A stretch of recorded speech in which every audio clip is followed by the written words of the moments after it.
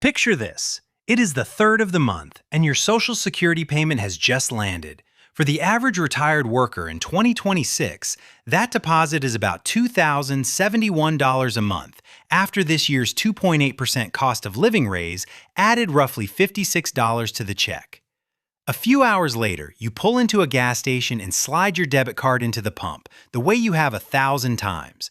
What you cannot see is a device the thickness of a business card hidden inside that reader, quietly copying your card as you fill the tank. By dinner time, a stranger in another state is spending your money, and because it was a debit card, they are pulling straight from the account where your retirement income lands every single month. In the next few minutes, I will show you why this one ordinary habit drains so many older Americans, why your own bank has little reason to warn you, and the simple system you can set up this week to stop it cold. Now, you may already be shaking your head because you are a careful person, so let me answer the 3 things people always say. The first is, I check my account regularly, so I would catch it. Maybe, but the law protecting your debit card does not reward being careful, it rewards being fast, faster than most people manage. Under the Federal Electronic Fund Transfer Act, known as Regulation E, your liability depends entirely on the calendar. Report the fraud within 2 business days, and you can still be out up to $50. Wait past 2 days, but report within 60, and that jumps to $500. Let the charges sit for more than 60 days, and the law allows you to lose everything that was taken. Compare that to a credit card, where the Fair Credit Billing Act caps your loss at $50 no matter how long you take to notice, and most major issuers waive even that. The second thing people say is, my bank has fraud protection, they will cover me. Often they do, but understand what that promise is. It is a voluntary policy, a marketing choice the bank can change or deny, not a right guaranteed by federal law. The legal floor for debit is the 50, 500, unlimited ladder I just described. Everything above that floor is the bank choosing to be generous, and generosity comes with fine print. The third is, this only happens to people who shop online or click bad links. I wish that were true. The device at the gas pump is called a skimmer, and a thinner version that reads your chip is called a shimmer. According to FICO, which tracks this across the country, more than 231,000 American debit cards were flagged as compromised by skimming in 2024, and the number climbed about 5% in 2025 to over 243,000.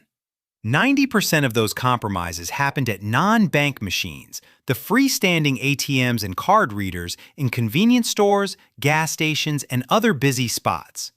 In a 2024 LendingTree survey, nearly 3 in 10 Americans suspected they had been skimmed, and among those who believed they were victims, 60% said it happened at a gas pump. Now here is what I promised. Later, I will hand you a simple 2-account setup that walls off your Social Security so a skimmed card can never reach it.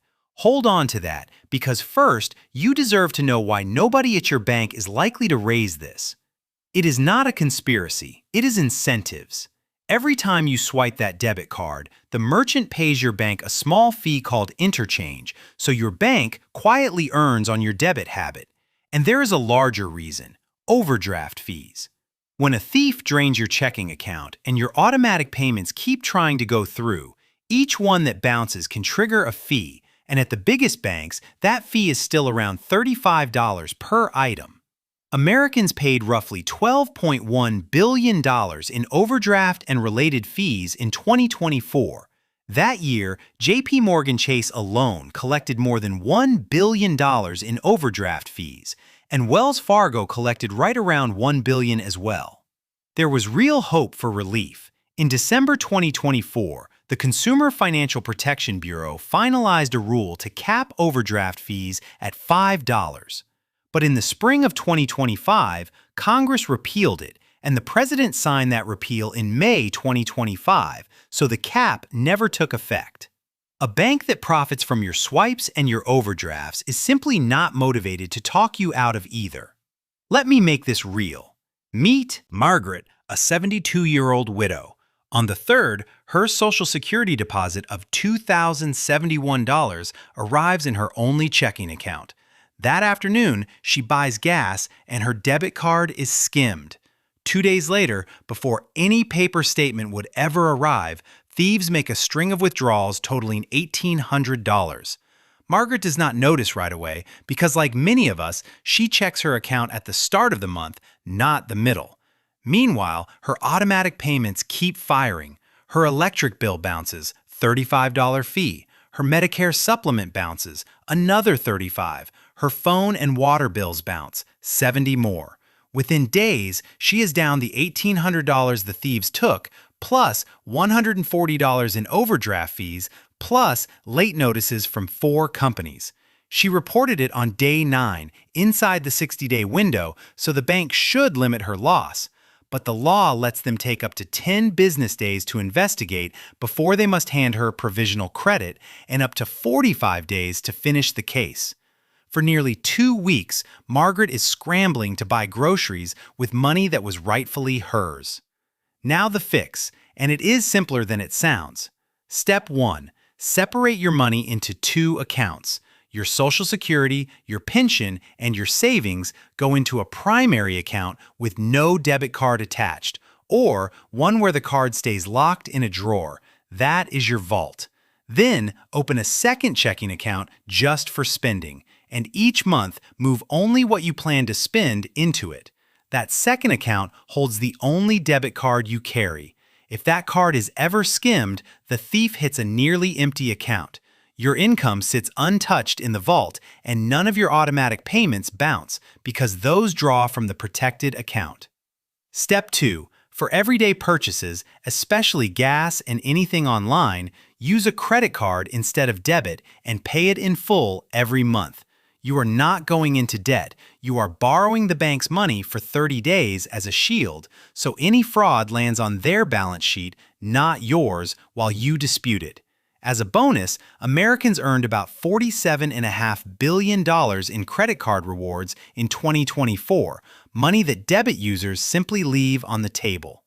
Let me answer the objection I always hear right here. But you said my bank has zero liability, so why bother? Because that is a courtesy, not a law. And even when the bank makes you whole, they are refunding your own drained account after the fact.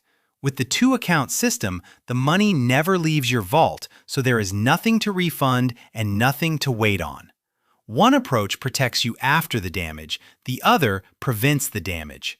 To be fair, a debit card is not evil, and there are times it is the right tool. Use it at your own bank's ATM to pull out cash because that is one of the safest places to use it. Use it when a merchant simply does not accept credit. Use it when a business adds a surcharge for credit but not debit, or offers a discount for paying with cash or debit. And use it if carrying a credit card genuinely tempts you to overspend, because staying out of debt matters more than any of this. Outside those situations, let the credit card do the daily work. Here is your checklist. Turn on real-time transaction alerts so your phone pings the instant any card is used. Ask your bank to lower the daily spending and ATM limits on your debit card so even a bad day is capped. Never store your card numbers on shopping websites. Check your accounts every 2 or 3 days, not once a month, because in the debit world, days matter. And when you are out, avoid swiping debit at gas pumps and standalone ATMs. Pay inside, tap instead of swipe when you can, and give the reader a firm wiggle first, because a loose or bulky reader is a warning sign. So here is the whole picture. Your Social Security lands in one account, and a skimmed debit card hands a stranger a straw right into it. The law protects debit far more weakly than credit. Your bank's zero liability is a promise and not a guarantee. And the overdraft fees that pile on when your account is drained are still very real after Congress rolled back that $5 cap in 2025. The answer is not fear, it is structure. Wall off your income in an account with no debit card, spend from a small, separate account, and let a paid-in-full credit card handle the rest. If this helped you see your own accounts a little differently, do me one favor. Share it with one person you care about, a friend, a spouse, a neighbor who still swipes their debit card at the pump. That one conversation could save them an entire month's income. Take care of yourself and take care of your money.